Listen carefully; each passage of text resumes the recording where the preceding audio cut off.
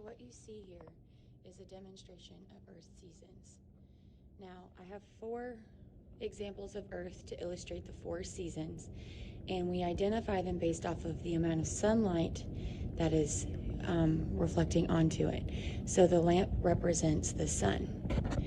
Now, I'm going to zoom in from the side of this first example. Here, you can see this black piece of yarn to separate the hemispheres. So this is the Northern Hemisphere, and the bottom is the Southern Hemisphere. When we look at Earth's tilt from the side, you can see that our North Pole is pointing toward the sun, okay? And because of that tilt, the Northern Hemisphere, where North America is receiving most of the light. If you look at it from the angle of the sun, you can't even see the Southern Hemisphere, okay? So the North Hemisphere is currently experiencing summer because it's getting exposed to the most amount of sunlight, therefore increasing the temperatures, okay? And from there, we go counterclockwise. So we go here. Now, if you look at this example of Earth, you can see both hemispheres. Here's the South Hemisphere, here's the Northern Hemisphere. And you can see that the sun is shining an equal amount on this hemisphere. This is going to indicate an equinox. So equinox sounds similar to equal, and we have an equal amount of light being demonstrated. So the next season after summer, which was the first example, would be fall.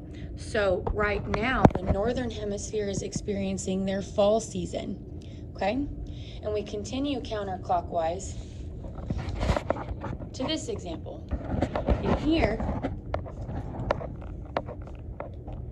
we have our Southern Hemisphere and our Northern Hemisphere. And as you can see, the North Pole is pointing away from the sun. So the Northern Hemisphere is not getting as much sunlight as the Southern Hemisphere. So the Northern Hemisphere is currently experiencing winter. And this seems like a good time to bring up that if you notice, our Southern Hemisphere is facing the sun, is getting a lot of sunlight. The Southern Hemisphere is experiencing summer. So this tells us that our hemispheres experience seasons and opposites. So in our first example, where the Northern Hemisphere is experiencing summer, the Southern Hemisphere, which is away from the sun, is experiencing winter. And in our second example, we said the Northern Hemisphere was experiencing fall. So that means the Southern Hemisphere is experiencing spring. Okay, and then again, second example, Southern Hemisphere is pointing toward the sun, getting the most direct sunlight. Therefore, it is in summer, and the Northern Hemisphere is in winter.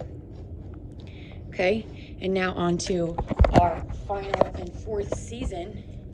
Again, you can see the equator and how both hemispheres are getting an equal amount of sunlight, okay? So if the Northern Hemisphere just had winter, then that means the Northern Hemisphere here is experiencing spring. Just like we're currently, we just started spring here in Texas. And then that means the Southern Hemisphere, like Australia, is experiencing fall, okay? And they're getting an equal amount of sunlight. So here is the final image, and what I want you guys to see is that in all of my examples, the tilt is the same, okay? So tilt and Earth's revolution are why we have seasons. If you changed the tilt of Earth, it would dramatically change the season, okay?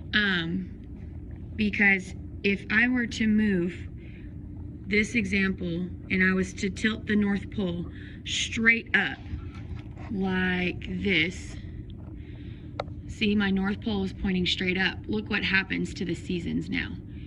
The hemispheres are getting equal amounts of light, so we wouldn't have the variation and the changes in our seasons that we see today.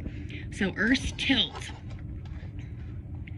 is directly responsible for our seasons.